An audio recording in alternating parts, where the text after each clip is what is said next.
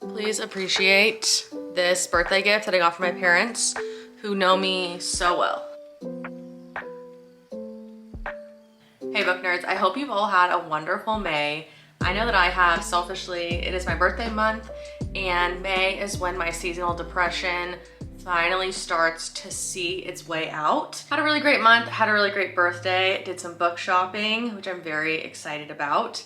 I will be having a birthday book haul coming out, I'm hoping, in the next week. We'll see. I've been toying with the idea of upping my posting schedule to twice a week. Let's just jump into the 5 books that I read in May. As usual, it was a very audiobook, Kindle heavy month, but because I got a lot of new books that I'm very excited about, I'm anticipating in June, I'll be reading a lot of physical fantasy because that's pretty much 100% of what I bought. In May, similar to April actually, I was just on a big Bridgerton kick because I wanted to read all the books before I watch season 3 and watch Queen Charlotte because I actually haven't seen Queen Charlotte yet. And so I was just in kind of like a fluffy, romancy reading stint there, but I'm honestly done with it. I'm burnt out. I need to get back to my roots. I need to read some fantasy. I might reread like a favorite this month and just kind of sink my teeth into like a little bit more of a robust story. So I'm very excited about that. So I've also been book journaling pretty consistently on my iPad, which no, I'm still not shutting up about my damn iPad. I love it so much.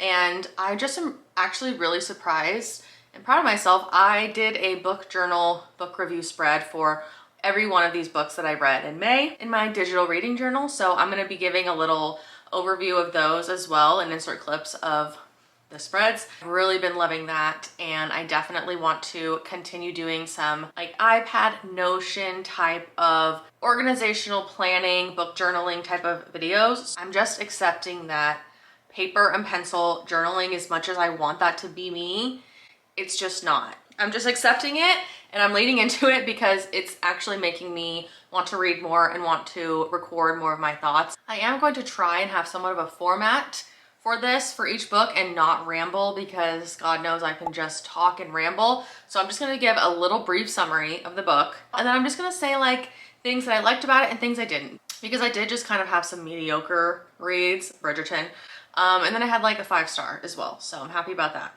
As I mentioned, I've just been reading a lot of romance and I don't know why. I skipped around and I actually read Romancing Mr. Bridgerton, which is Penelope and Colin's story, 3rd, when really that's the 4th book.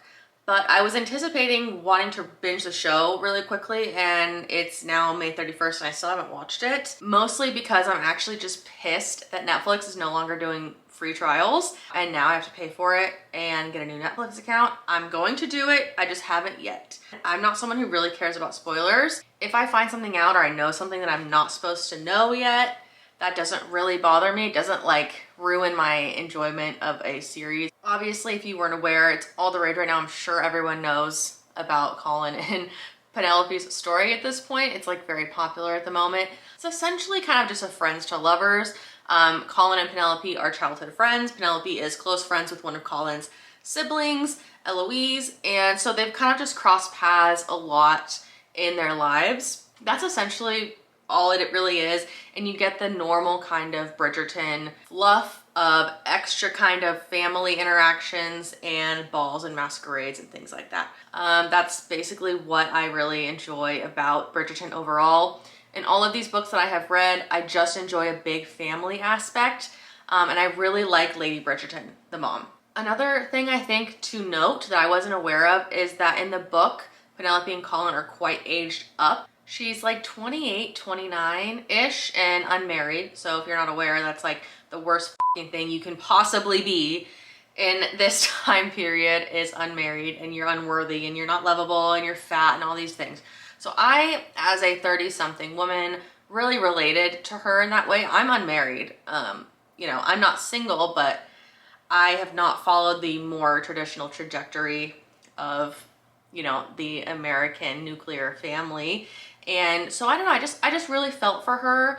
I really did enjoy her character. I think she is very smart, and she really does have a sense of self. She has her insecurities, she has her kind of more self-pitying and sad moments, but I just got the feeling while reading this that she knew who she was and she had accepted that and she was making the best of it for her situation. And I personally really resonated with that. Colin, not so much. I didn't hate him as much as I know a lot of people do. You know, both in this book, Colin's book, and in Benedict's book, which I also read and I'll get into, they both kind of had violent tendencies, anger issues, borderline just were verbally abusive. And obviously I don't love that, but I do think that that kind of speaks to the era and society and the way that things really were in that time. Not something I loved, obviously. These are fictional books and they're not necessarily historically accurate,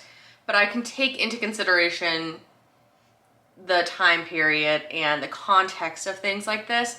I just still didn't love it. I did find the anticipation and the buildup of this to be decent, but overall I felt like it was just so much yearning, so much pining, and then it was just rushed at the end. And I felt the same way in almost all of these books. I also really liked that they bonded over their writing. I just didn't love the conclusion. I felt like it was kind of a letdown a little bit.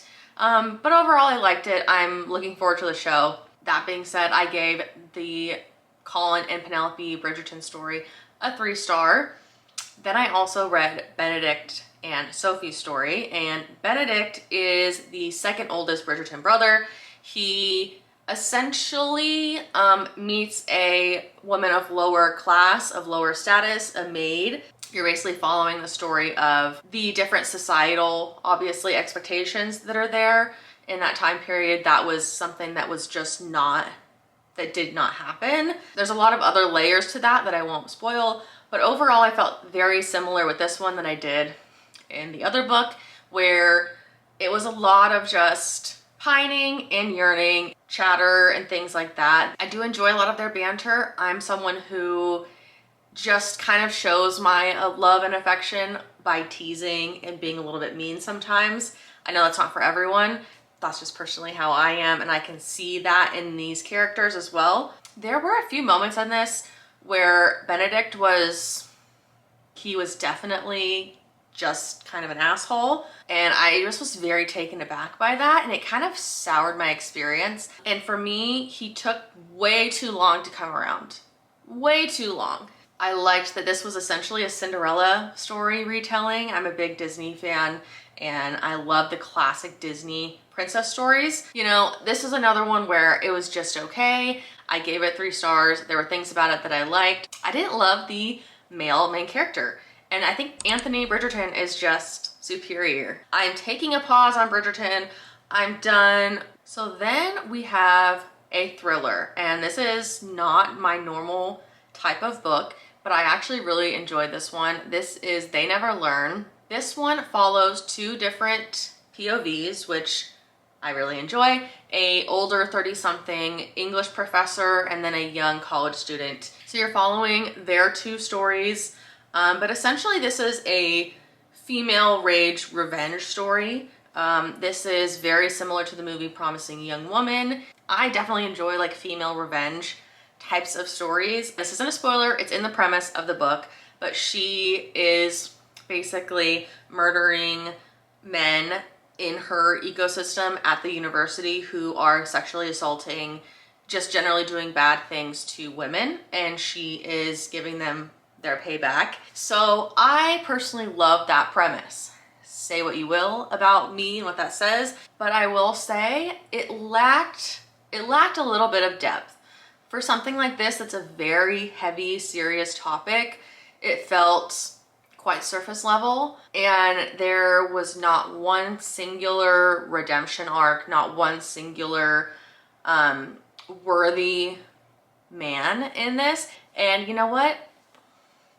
Sometimes that's the way it is. I've been a woman in this world long enough to know that, but I would have just liked to see a little more nuance, a little more depth to the characters. I always love a dual POV. That's one of my favorite things in a book. I think it really keeps it going. But there was no really big like aha moment, shocker moment. You kind of saw where the plot was going in the beginning, and the book itself didn't really expand on any of those premises. By the end, I was like, you know, good for her. So I thought this one was fun. If you like thrillers in general, like I said, if you enjoy female rage gone girl, I would definitely recommend it. I gave this one 4 stars. Then we have a Taylor Jenkins Reid. Again, I said I was in my kind of romance, fluffy era at the moment. This one just came up on my Libby loans and I was like, sure, why not? I put this on hold probably a year ago and I have been putting it off ever since. It comes up in my Libby loans like every 2 months and I've been putting it off. So I finally just listened to it again on audiobook. I thought this one was very surface level. And again, this is a premise that I really like. It's a cool perspective. It's about a 30-something woman who doesn't really have her life figured out. You know the trope, she's kind of moved around a lot, doesn't have a career, she's just figuring herself out. She moves back to LA, her hometown, where her best friend is, and then from that night, it splits off into 2 different parallel timelines or universes where she makes one decision and it goes this way, and then she makes a different decision and it goes a completely different route. That premise is something that I love in books. I love that because I'm a big believer in that type of cosmic universe idea where everything is just one decision away from having a completely different life. I think that's a fascinating concept. I just wish this was better. I enjoyed that Hannah, the main character, had a very stable best friend relationship, a female friendship. I always love to see where there's no cattiness. There's no, oh, my best friend slept with my boyfriend or she did, like, there was none of that, which I appreciate in a book. I also enjoy a second chance romance, and this has a little bit of that as well. Overall, it was just that typical cringe that I don't enjoy in romances. There's a lot of just anecdotes that Taylor Jenkins Reid kind of like really nails in over and over, and it gets really grating and repetitive. This really just lacked that intensity and really great writing style as well that I know Taylor Jenkins Reid for. I've read a lot of her current books. 7 Husbands of Evelyn Hugo was incredible. I really loved that one. Really enjoyed Malibu Rising. And also really enjoyed Daisy Jones and the Six. And I feel like those are all just so much more well written. There's a lot more depth there. There's a lot more interesting story arcs there. Carrie Soto is back. It was just okay. I could definitely see the gap there in experience with Taylor Jenkins Reid. It was still okay. I think a lot of people who like cutesy, fluffy romance would probably enjoy this. Overall, it was just 3 stars. Wasn't really anything super great. Then finally, we do have my 1 5-star read of the month. So this was A Fire Endless, which was the sequel to A River Enchanted by Rebecca Ross. This is the Elements of Cadence duology. I absolutely loved both of these. They're so good. This is just reminding me that I just need to get back into my fantasy grind because this is just where I am at home at. This is where I feel like reading is everything I want it to be.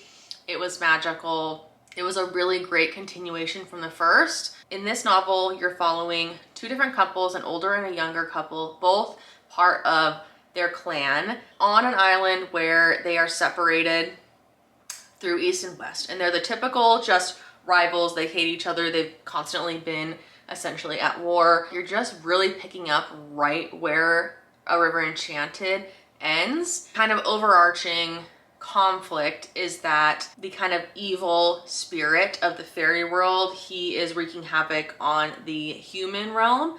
And so they're all kind of just finding their way, and they all are having a little bit of a piece into how they can all come together and fix this problem. I just really enjoyed that aspect of it, of just them kind of having to come to terms with what they could do and not being able to lean on the other person, but being able to find that strength within themselves while still knowing that they had that love and support from their partner.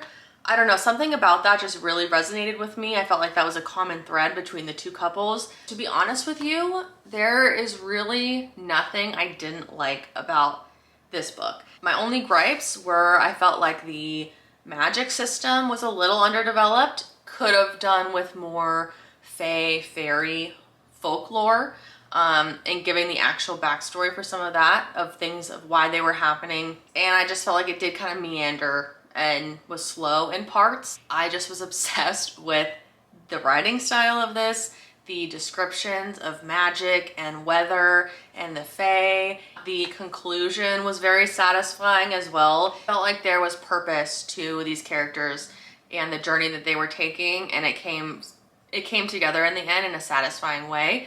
I just really loved all of it. So I think if you really enjoy character-driven stories, this was very character-driven. There was a lot of plot happening. I still enjoyed the plot, but I really felt like the characters stood out to me in this.